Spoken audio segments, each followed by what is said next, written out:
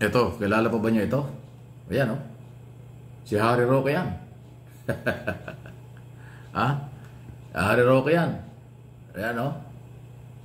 Ayan, oh. Si Harry Roque. Ayan, oh. Sana ba yan? Pakita natin. Baka nakakalimutan ninyo. Ayan, oh. Ayan, oh. Ayan, oh. Ayan, ayan, ayan. Si Harry Roque yan. Ayan, oh. Pulang-pula eh. Ng face mask. Kaya kung pinapakita, yan ang ating pag-usapan. Grabe ang takot ng mamang ito. Ah, di ba sabi niya, international lawyer siya. Ibig sabihin, pag international lawyer, hindi pang karena abogado. Pero yung kanyang mga kaso dito sa Pilipinas at mga posibleng kaso, lalo na po yung pagkakakontempt sa kanya at dapat nakulong siya sa Quadcom. Aba, talagang tinakasan niya. Pati yung mga dokumentong kinukuha sa kanya, dahil nga sa pinagtakhan ng Quadcom kung bakit siya biglang yumaman at ng kanyang mga negosyo, sa kabila ng wala naman siyang malaking business at siya lang ay naging abogado at maaaring may kinalaman sa Pogo operation. Kaya nga siya ay pinagpapaliwanag at kasama sa kinasuhan, qualified human trafficking. Kasi ang kaso niya dito, qualified human trafficking at pinali sa Department of Justice, papunta ng korte yan, non-bailable offense yan, at saka yung mga cybercrime law, cybercrime libel na ipinail naman ni Trillanes sa kanya before Prosecutor's Office ng Quezon City. At yung pag-contempt sa kanya ng Quadcom. Aba, mula noon, hindi na bumalik ng Pilipinas. Pati yung kanyang asawa, si Mayla, yung mag-asawa, pareho nagtago. Diba? Ayan ang sinasabi natin. Nung wala pang investigasyon, ang titindi na sinasabi nitong si Roque, ito nga, ituturing nating kritiko ng gobyerno, na parang wala talaga ding nakalimutan ng lahat ng kung paano sila nagkakasama ni President Bongbong Marcos ng kampanya at siya ay kandidato ng Unity, pero hindi siya nanalo, pero lahat ng yan, kinalimutan niya at binanatan niya ng binanatan sa maraming aspeto at maraming issue ang ating Pangulo na hindi naman natinag sa kanya dahil hindi naman naniniwala sa kanya ang Marcos loyalists, Marcos supporters at mismo ang Malacanang. Pero nang balikan na siya tungkol sa Quadcom, tungkol sa Pogo, laglag siya. Sa halip na makipag-coordinate ay nagtago. Kasi isa sa mga na-discover dyan, yung kanyang company, ang asset lang 125,000 pesos. 1,000 lang. Pero nung siya ma-involve diyan sa operation ng Pogo or pagiging abogado ng may-ari ng Pogo, abay biglang umabot ng 63 o 67 million pesos. O, di ba? Yun ang tinatanong. Saan galing ang pera? Sabi niya, nagbenta raw ng property sila doon sa kanyang namana. So, palusot yun. Kasi kung totoo yan, ba't hindi niya niharap? O, binigyan siya ng pagkakataon ng Kongreso, o dali mo sa susunod na hearing. Ang mga dokumento magpapatunay na ikaw ay nagbenta ng property at saan galing ang kayamanan mo at ang iyong company. O, hindi na bumalik. Nagtago na hanggang ngayon. Di ba? Sabi yung asawa niya, Singapore, siya naman ay nasa United Arab Emirates, kung saan man. So, yun. International lawyer, matinding kritiko ng gobyerno, pero nang siya imbestigan at hanapin, nagtago. Natakot sa batas, natakot sa pagkakakulong kasi yung kanyang kaso talagang may pagkukulong. Non-bailable offense po yung qualified human trafficking. Isa rin yan sa tagapagtanggol ni Kibuloy. Isa yan sa tagapagtanggol ni Kibuloy at saka ng Duterte.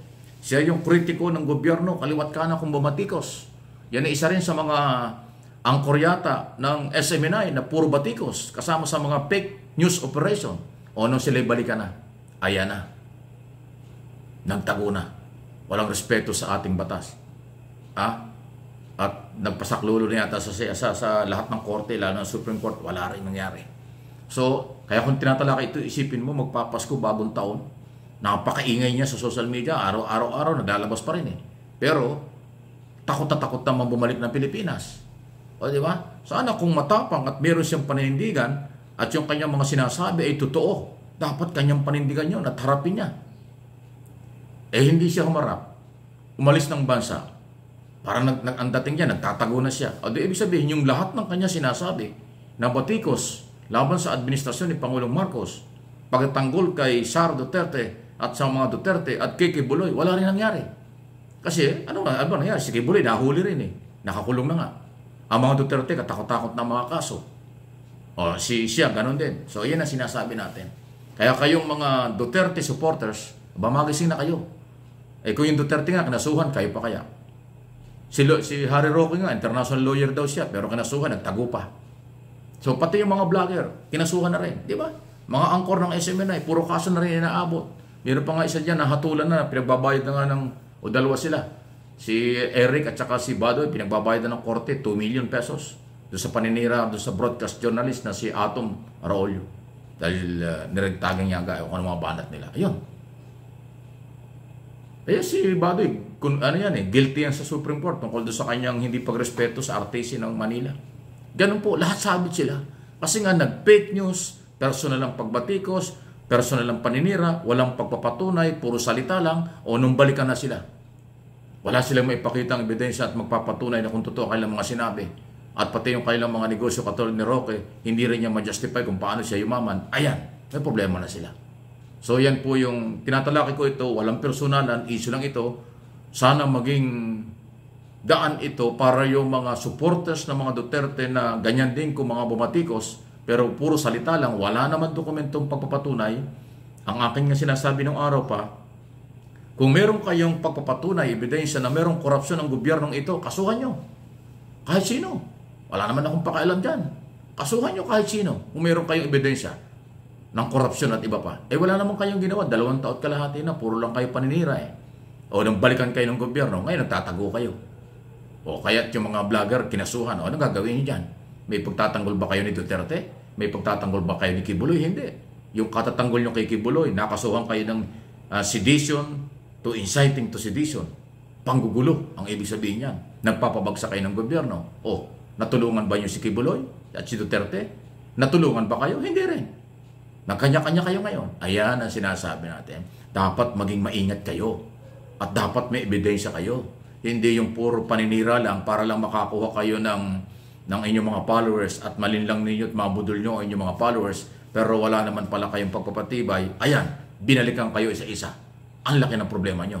Ngayon magpapasko na, dapat sabi lang, pag Pasko ay masaya. Paano kayo magiging masaya? Katulad ng mag-asawang Roque, nagtatago sa mga kaso rito, nasa abroad Paano magsasaya mga Duterte? Patong-patong ng kaso. Katulad ni Sara, 3 na yung impeachment. Pwedeng makasuhan pa ng plunder, pwedeng makasuhan pa ng mas mabigat na kaso dahil sa kanyang pagbabanta sa buhay ng Pangulo, First Lady at Speaker of the House. Yung mga vlogger nakasuhan na rin. Kasi nga puro fake ang galawan. Ayan ang sinasabi natin. Ingat lang po.